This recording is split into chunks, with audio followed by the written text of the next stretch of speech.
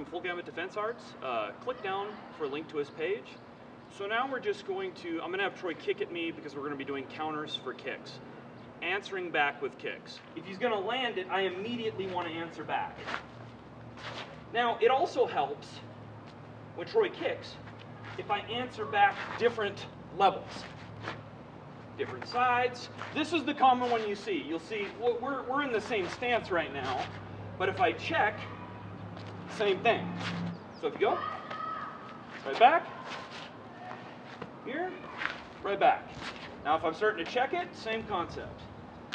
Right back, here, switch kicks.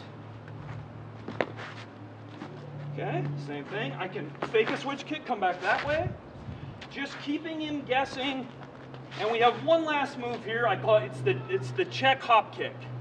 When we're here, I hop right into the kick, right as the check's dropping. So I'm here, kick.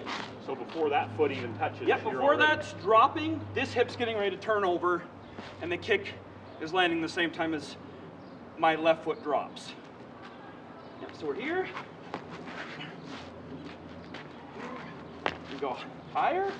We can also, this is really good low because, one more time, really good low because it's super fast. So that's the same concept, just answering kicks back. One more time, say he hits me, right back. We're not in punching distance right now. If I'm trying to punch you after this, we're here, not gonna happen.